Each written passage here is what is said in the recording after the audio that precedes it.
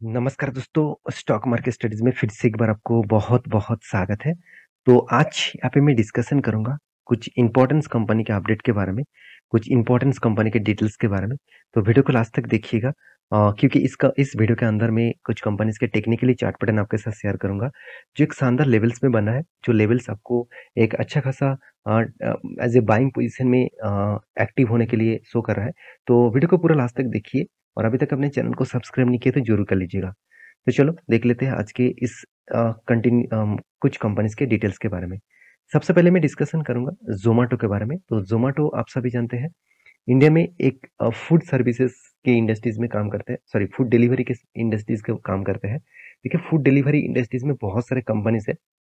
ज़ोमैटो हो गया, डंज़ो हो गया, साथ ही साथ और भी देखिए अलग-अलग कंपनीज़ हैं। जो स्विगी हो गया, तो इस तरीके से कंपनीज़ के साथ टक्कर लेकर ज़ोमैटो मार्केट में लिस्टिंग भी हुआ है और जब से लिस्टिंग हुआ तब से लेकर इस कंपनी के ऊपर प्रेशर बना, क्योंकि उसके पीछे कारणस भी है। देखिए बहुत सारे लोगों को ये पता है कि ज़ोमैटो रास्ते में अगर कोई भी आज आज गाँव-गाँव तक ज़ोमैटो का डिलीवरी बॉयज़ देखने को मिल जाता है। तो वो लोगों को लग रहा है कि ज़ोमैटो इतनी डिलीवरी कर रहा है तो इसका मतलब बहुत सारा प्रॉफ़िट्स हो रहा है। हाँ, प्रॉफ़िट्स तो हो रहा है, सेल्स तो हो रहा है, मगर सेल्स प्रॉफ़िट में नहीं लॉसेस में कन्वर्ट हो रहा है, क्योंकि उसके पीछे कारणस भी है। क्योंकि देखिए कारणस 2 तरीके से है। पहली बात, कंपनी पहले क्या करते थे, जितने सारे डिलीवरी बॉयज़ हैं, उसको ज़्यादा से ज़्यादा चार्जेस देते हैं। मान के चलिए एक डिलीवरी के लिए उन्होंने चार्जेस दे दिया ₹35। तो इसीलिए एक डिलीवरी की कीमत 35, तो कंपनी का जो कॉस्टिंग है वो बहुत ज़्यादा हो जाता था। और इसी के चलते है कंपनीज़ के ऊपर एक प्रेशर बनना देखने को मिलता था। तो कंपनी ने क्या किया, उस ₹35 को अभी बना के दिया ₹20। तो इसका मतलब यहाँ पे 15 रुपीज़ के आसपास यहाँ पे पर डिलीवरी चार्जेस कम किया। तो इसमें बहुत सारे प्रॉब्लम्स भी आया, बहुत सारे डिलीवरी बॉयज़ नौकरी भी छोड़ दिया। कोई बात नहीं, देखिए आज इंडिया में अभी भी बहुत सारे लोगों को जॉब नहीं मिला, नौकरी नहीं मिला, तो काम करने के लिए कोई ना कोई तो जुट जाएँगे। तो अभी ज़ोमैटो उसी तरीके से काम कर रहा है, तो मेरे हिसाब से कंपनी धीरे-धीरे करके खुद का एक्सपेंस जो है, उसको कम कर रहा है। जो उसको फटाफट करना चाहिए, क्योंकि एक्सपेंस कम करेंगे तभी ना कंपनी टिक पाएँगे। देखिए एक पॉइंट ऑफ व्यू से ये बात सोचिए, हर लोगों के पास अभी टाइम नहीं है। काम करने में कुछ कुछ करने में टाइम वेस्ट कर रहा है। तो कंपनीज़ के यही फ़ायदा कंपनी उठा रहा है, क्योंकि लोग चाहते हैं घर बैठे कुछ खाने-पीने का प्रोडक्ट आ जाए, तो मैं घर बैठे ही ऑर्डर दूँगा। चाहे मुझे कुछ ज़्यादा पैसा देना पड़े, मैं जाकर टाइम वेस्ट नहीं करूँगा। तो इस बेसिस में देखा जाए तो इस सारे कंपनीज़ का फ़ायदा होते हैं। तो अब फिलहाल के लिए आप कहेंगे सर क्या अभी अभी से ज़ोमैटो के ऊपर निवेश करूँ? देखिए निवेश करना और माल खरीदना, बेचना आपकी राय होंगे। क्योंकि मेरा काम आपको पर्पस दिखाना, मेरा काम है कंपनी के बारे में जानकारी देना। अगर मैं इस कंपनी के प्रॉफ़िट एंड लॉस के बारे में बात करूँ, आप ध्यान से देखेंगे, तो कंपनी ने सेल में कुछ मतलब ऐसे नहीं दिखा है कि सेल्स खराब हो रहा है। कंटीन्यूअसली कंपनी का सेल्स जो है वो इंक्रीज़ होता जा रहा है और इस बार कंपनी ने हाईएस्ट सेल्स किया, सबसे ज़्यादा सेल्स किए। तो कंपनी देखिए पहले तो बहुत ज़्यादा एक्सपेंस करते थे, कंपनी धीरे-धीरे करके क्या किया, खुद के एक्सपेंस को कम किया और एक्सपेंस कम होने के कारण कंपनी के जो पहले बिग लॉसेस हो रहा था, वो लॉसेस भी कम हुआ। तो अभी भी लॉसेस है, ऐसे नहीं कि लॉसेस नहीं है। 970 करोड़ के आसपास लॉसेस है, तो लॉसेस तो है। मगर इस लॉसेस को कंपनी रिकवरी करने के लिए देखिए सेल्स ग्रोथ कितना तगड़ा है। प्रॉफिट ग्रोथ में कुछ करेक्शन अभी भी है और रिटर्न ऑफ इक्विटीज में नेगेटिव है, क्योंकि कंपनी ने प्रॉफिट नहीं कमाया तो रिटर्न कहाँ से मिलेगा। तो इक्विटीज में तो रिटर्न नेगेटिव ही होगा ना। तो कंपनी इसके देखिए 1 साल में कंपनी 100% का रिटर्न दिया और यही चीज़ देखकर लोग खुश हो जाएँगे, क्योंकि मैं आपको बार-बार बोलता हूँ, मैं इस कंपनी के ऊपर अभी लॉन्ग टर्म के लिए नहीं सोचा। मैं इस कंपनी के ऊपर स्विंग ट्रेडिंग करके अच्छा खासा पैसा कमाता हूँ। मैंने आपको एक स्विंग ट्रेडिंग मेंशन भी किया था, वो ट्रेड्स क्या था, मैं आपको बता दूँ, उससे पहले इन्वेस्टर देख लीजिए। देखिए एफआईज़ के पास तगड़ा होल्डिंग्स है और डीएस के पास भी होल्डिंग्स अच्छा खासा है, पब्लिक के पास भी अच्छा खासा होल्डिंग्स है। तो पब्लिक के पास जो सबसे ज़्यादा होल्डिंग्स था, वो होल्डिंग्स क्या किया, उन्होंने बेचा और उसका फ़ायदा किसने उठाया? प्रोमोटर सॉरी एफआईज़ ने उठाया और एफआईज़ ने देखिए अच्छा खासा तगड़ा यहाँ पे प्रॉफिट कमाया। किस तरीके से कमाया, मैं आपको दिखा देता हूँ। देखिए, लोअर साइड में यहाँ पे कंपनी लोअर साइड में आया और इस लोअर साइड से कंपनी का ऊपर में गया। क्यों गया मैं आपको बता दूँ। यहाँ पे एक ट्रेड जो बना, वो ट्रेड कुछ इस तरीके से बना। यहाँ पे आप अगर मेंशन करूँ तो देखिए इस लेवल से कंपनी ऊपर गया, नीचे आया, फिर से ऊपर गया, फिर से नीचे आया, फिर से ऊपर गया। तो ये बार-बार इस लेवल को वो रिटेस्ट करा था। इस बार-बार इस लेवल्स को वो रिटेस्ट कर रहा था, इसका मतलब एक अच्छा खासा ट्रेड बन रहा था। मैंने हमको ट्रेड मेंशन किया कहाँ पे, ध्यान दीजिएगा, यहाँ पे एक ट्रेड बना 23% का, और ट्रेड किस बेसिस में बना, कंटिन्यूसली बाइंग का ट्रेड। जब कोई कंटिन्यूसली बाइंग होता है, कोई भी बीच में कोई भी सेलिंग कैंडल्स ना हो, तो इसका मतलब वो एक रेंज बनता है। वो रेंज कितना बना, 23% का। तो वो 23% प्रॉफिट का मतलब पाने के लिए आपको करना क्या है, आपको वेट करना है जब वही एंटी लेवल्स के ऊपर कोई भी एंटी लेवल्स दिखे तो आप एंटी लेना है, और टारगेट होगा आपको यहाँ पे। तो देखिए यहाँ पे एंटी हुआ, और टारगेट कब हुआ, यहाँ पे। हाँ, टाइम लगा, मगर आपको प्रॉफिट दिया कितना, 23% के आसपास। और कितने दिनों में प्रॉफिट दिया, अगर मैं एंटी लेवल से एग्जिट लेवल तक देखूँ तो करीबन 160 डेज, तो अराउंड अराउंड 2.5 मंथ आप बोल सकते हैं। तो करीबन 70 to 80 डेज, तो 80 डेज में ये कंपनी आपको प्रॉफिट दिया 23%, बहुत शानदार है। तो मैं आपको नेक्स्ट जो एक एंटी लेवल यहाँ पे दिया था, मगर यहाँ पे तो नीचे नहीं आया स्टॉक, तो एंटी लेवल अभी तक नहीं हुआ। तो मैंने आपको ये भी मेंशन किया कि कंटिन्यूसली जानने करने के बाद इस रेजिस्टेंस को ब्रेक किया, और उसके बाद देखिए रिट्रेसमेंट करने के बाद हम लोग एंटी लेंगे। तो यहाँ पे रिट्रेसमेंट किया और एंटी लेवल यहाँ पे हो चुके हैं मेरा, तो मैं टारगेट इस लेवल तक लूंगा। तो अगर यहाँ पे एंटी लेवल से अगर टारगेट लेवल तक मैं मार्किंग करूँ, तो ओवरऑल मुझे 15% का टारगेट मिल सकता है। बाकी आप आपके हिसाब से जरूर काम करिए, मेरा काम है ये सब कुछ सिखाना और जानकारी देना। तो नेक्स्ट जो कंपनी जिसके बारे में बात करूँ, इसका नाम है एसआरएफ। मुझे कल ही दिन एक दोस्तों ने कमेंट्स किया, सर एसआरएफ का बर्बाद हो जाएगा, एसआरएफ से का मैं निकल जाऊँ, क्योंकि एसआरएफ का जो मतलब क्वार्टरली रिजल्ट है वो बहुत खराब आया, तो कि मैं एसआरएफ से एग्जिट हो जाऊँ। ऐसे बिल्कुल मत करिएगा बॉस, क्योंकि यहाँ पे आप देखेंगे तो कंटिन्यूसली एसआरएफ ने क्या किया, सेल्स जो है वो इंक्रीज करता गया।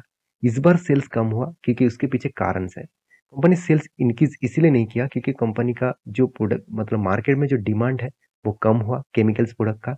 उसके साथ साथ कंपनी के जो रॉ मटेरियल्स है उसका प्राइस बहुत ज़्यादा इंक्रीज हो गया।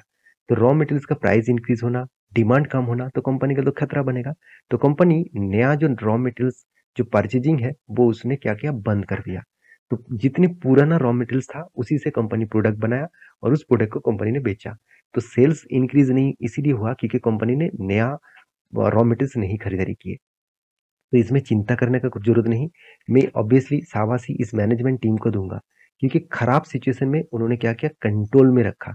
जो कंपनी खुद को कंट्रोल रखते हैं, कंपनी कंट्रोल रखना जानते हैं, तो उस कंपनी के ऊपर आपको हमेशा टिके रहना चाहिए, क्योंकि उसका मैनेजमेंट बेस्ट ऑफ व्यू से देखने को मिलेगा।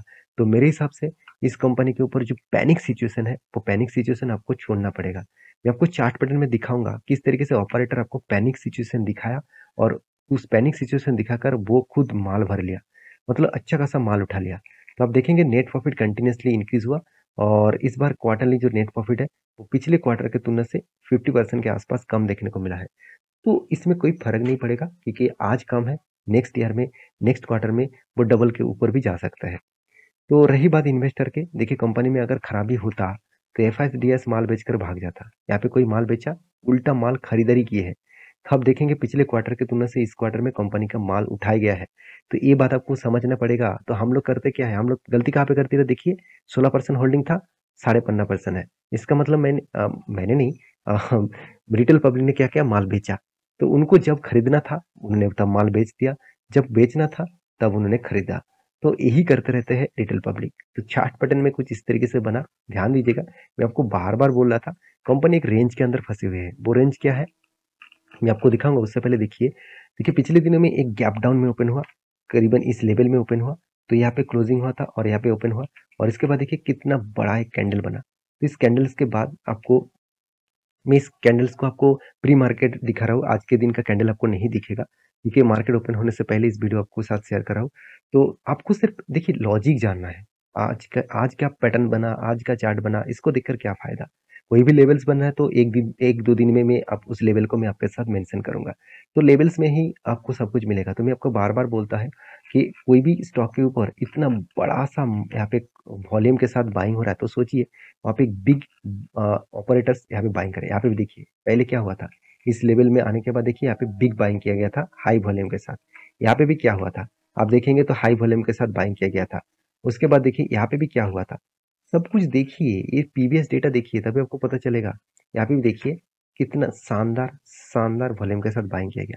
अभी जो रेंज बना देखिए वो रेंज क्या है, आप ध्यान से देखेंगे तो यहाँ से कंपनी यहाँ तक टारगेट दिया, यहाँ से एंटी होने के बाद यहाँ पे टारगेट दिया, यहाँ से एंट्री होने के बाद यहाँ पे टारगेट दिया, यहाँ से एंट्री होने के बाद यहाँ पे टारगेट के आसपास क्या था, नीचे आया, फिर से देखिए यहाँ पे टारगेट दे दिया, फिर से देखिए यहाँ पे टच करने के बाद फिर से टारगेट दिया, यहाँ पे फिर से टच किया। इसका मतलब बोलने का जरूरत नहीं, आप समझदार है, उस हिसाब से जरूर काम करिएगा। तो नेक्स्ट जो कंपनी है जिसके बारे में डिस्कस करूं उसका नाम है इंडिया एनर्जी एक्सचेंज, तो जिसके नाम IEX से जाना जाता है। तो इसके ऊपर बहुत चर्चा हुआ, बहुत चर्चा, मतलब मार्केट में IEX के बारे में इतने सारे यूट्यूब वीडियोस बनाया गया, इतने सारे लोगों ने वीडियो बनाया, मैं भी बनाया, ये नहीं कहूंगा कि मैं नहीं बनाया, क्योंकि देखिए आपका डिमांड और रिक्वायरमेंट के हिसाब से ही आपको इस तरीके से वीडियोस ले आना पड़ता है, क्योंकि आप लोगों को प्रॉब्लम्स क्या होते हैं आप जानते हैं कि आप लोग सोचते कुछ और है, आपके खुद के तरीके से सोचते हैं। आपको लग रहा है कि हाँ चलो मैंने इसको खरीदारी की है तो आप रॉकेट बनेगा, मेरे खरीदारी करने के बाद गिर गिर रहा है, मेरे खरीदने के बाद 2-3 साल क्यों एक ही जगह पे है। तो ऐसे कमेंट मत करिए। कंपनी में अगर आपको भरोसा है तो आपको फायदा होगा। अगर आप कोई भी बिजनेस भी कर रहे हैं ना, तो क्या बिजनेस आप करने के बाद ही नेक्स्ट नेक्स्ट मंथ से आपका प्रॉफिट डबल होता जाएगा? ऐसे बिल्कुल भी नहीं है। आपको टाइम देना पड़ेगा, आपको बिजनेस के ऊपर, अगर आपका सेल्स इंक्रीज नहीं हो रहा है तो आपको सोचना पड़ेगा क्या करूं जिसके लिए मुझे सेल्स इंक्रीज हो। तो बिजनेस जानने के लिए, बिजनेस देखने के लिए आपको जो डेवलप कंट्री है, वो डेवलप कंट्री में जो बिजनेसमैन है वो किस तरीके से बिजनेस करके बड़ा हुआ है वो आपको देखना पड़ेगा। देखिए मेहनत करेंगे तो आपको सब कुछ मिलेगा। हम लोग को देखिए क्या है, कंपनी का नाम देख लिया और चलो पैसा लगा दिया, और उसके बाद लॉसेस हो गया तो स्टॉक मार्केट बेकार है इसको बोलकर भाग गया। तो ऐसे नहीं करना है। अगर आपको पैसा कमाना है तो आपको टाइम देना पड़ेगा। तो देखिए मैंने भी जब स्टॉक मार्केट में पहले आया था तो मुझे भी इस तरीके से लग रहा था कि हाँ स्टॉक, किसी भी स्टॉक को पिक कर लूँ, सस्ते दामों में है तो पिक कर लूँ तो कंपनी रॉकेट बनेगा। ऐसे नहीं होता। तो ऐसे होता तो हर कोई बड़े बड़े ऑपरेटर यहाँ पे मार MRF, जो 1 लाख का शेयर है, एक शेयर का कीमत 1 लाख है, तो उसको शेयर खरीदारी नहीं करते, वो पेनी स्टॉक के ऊपर ही निवेश करता।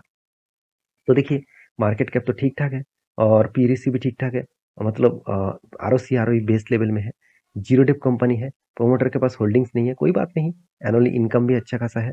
और कंपनी का प्रॉफिट एंड लॉस देखिए, कंटिन्यूसली कंपनी सेल्स को इंक्रीज किया, और इस बार देखिए कंपनी अभी तक रिजल्ट पब्लिश नहीं किया, कब रिजल्ट पब्लिश करेगा मैं आपको दिखाऊंगा। तो कंपनी देखिए हर दिशा में देखा है तो कंपनी कंटिन्यूसली खुद का मेंटेन करता है, कंटिन्यूसली खुद का ग्रोथ करता है, तो इसी बेसिस में कंपनी की एक अच्छा खासा ग्रोथ देखने को मिलेगा।